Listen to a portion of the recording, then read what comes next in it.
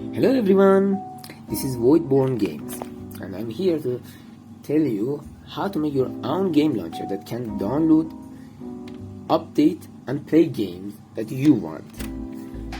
This is the start method in C# because this is not Unity and this is the actual C# programming. First, in the game service, that everything is doing its job and everything is in game service actually. We have HTTP client for downloading and updating the games directory that have our games and install them there. The config path, that this config data, if we go here,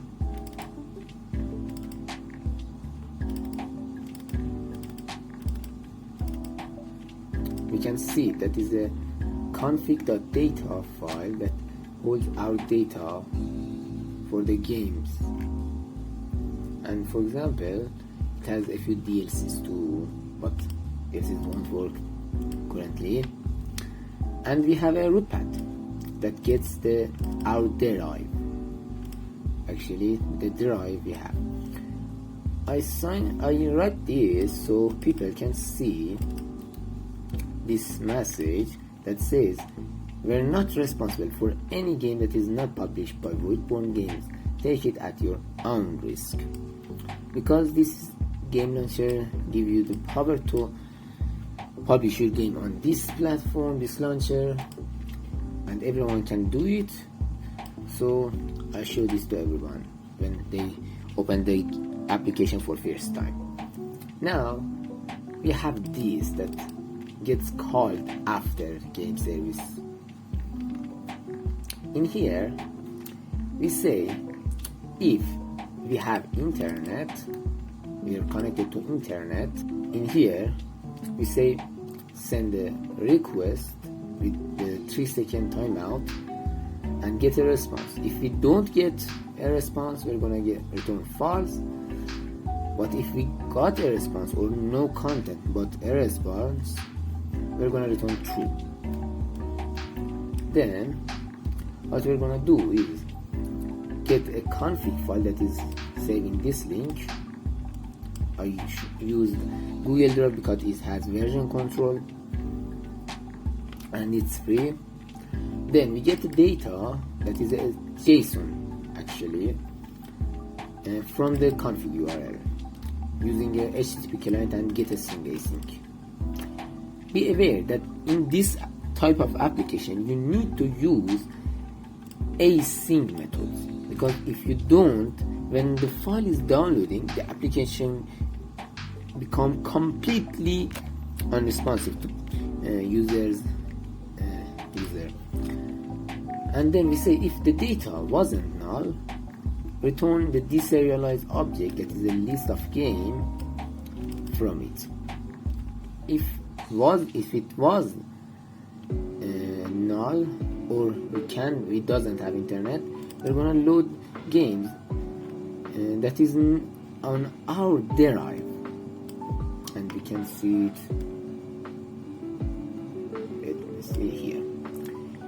This is the async method and the task that returns a list of games. What we're going to do is we're gonna check if we have the file. If it doesn't, we're gonna return a new list. If we have it, we're gonna get the file, read it using a file.read all text async. Then choose. If the file wasn't null, it's gonna deserialize it to a list of game. If it was null, it's gonna give us a new list of game. Then we have the game, and launcher completely goes on GitHub and works. Okay, but if we connect it to internet and get the list of the game, we're gonna get a few games that are not installed. So we need to use download game async.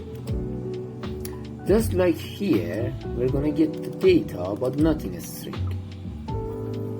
Here, before everything happens, we're gonna go in each drive and find the drive that this application and the games folder is on it. Then we're gonna use root pad, and in this, if we go here, what we have is a static async task of bool that returns a bool. We get the root pad, the game, and the drive, and we check. In here, we check if the drive is the drive we need, and if the drive have available space is less than the game size times 2.3. Why 2.3? Because the games are in zip files, and when we download them, we have a, for example, 5 gigabyte. If we have a game 5 gigabyte, when we are installing them, we're going to download the zip file that is about 5 gigabyte, and then we're going to extract the game that is going to be a little bit more than 5 gigabyte, and that's why we need more than 2.3 times the game size. Then, so if it returns true, it means that we don't have enough space. So what we're going to do is we're going to game that is downloading to true false and game that is status to error. Then we are going to send a message through the message box that show that it's going to say not enough space. You need at least 2.3 times the game size in megabyte free space. If you want to turn this size in byte to megabyte, you need to divide it by 1,048,576. Then we return false. But if we had enough space, we're going to try the game is downloading true and the game is status to installing. We're going to make the directories in games directory, and then use the directory to create directory to game directory. Then in a real implementation, like this you can see, like here, we're gonna send the HTTP request and get the file, the actual file, and simulate the download request. This here just is simulating and doing nothing really. After that, we're gonna just a few synchronizing and setting the install path, executable path, and a few other things, and the status is gonna be installed and is downloading must equals to false. Then we just save the game config. What in save game config is going to do is, if I found it, let's do this. Here we're gonna get the game, and we're making an installed game. We have a variable called installed game that's gonna load the installed games async. Then we have an existing game that is installed games that find the actual games that are installed with their ID. So it's gonna be a game. What is here is doing is going to see if we already have the game. Okay, if we have it, we're gonna remove it and then add it again. Then we have a JSON that is in here. We're gonna serialize the object installed games in the intended formatting.intended, and then write the file async in the config path and the JSON.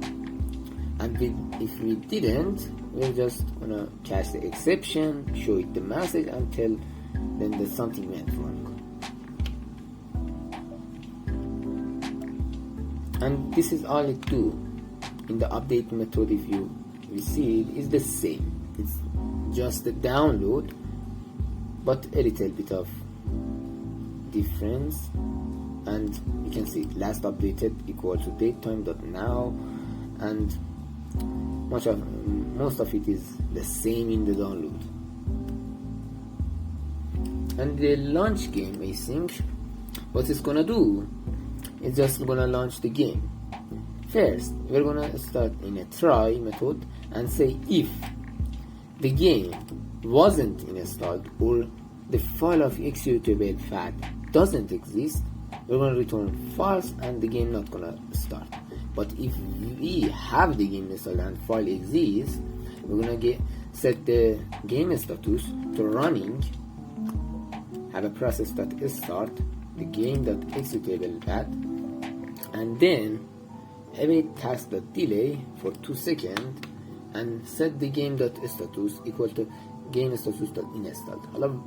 But why we do this? Because if we don't do this, the next time we can't start the game again, and we're gonna return true after that.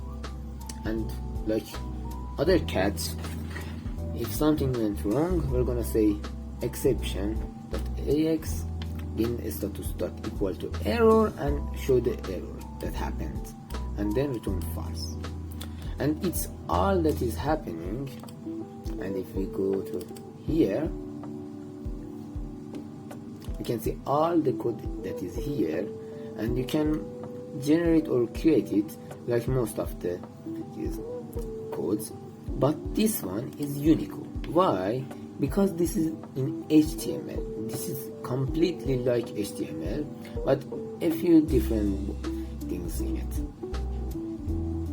You can easily play with it and make designs like this that are this beautiful. Okay, this is the end of the video. I'm glad you get to hear the end. If you liked the video, please like and subscribe.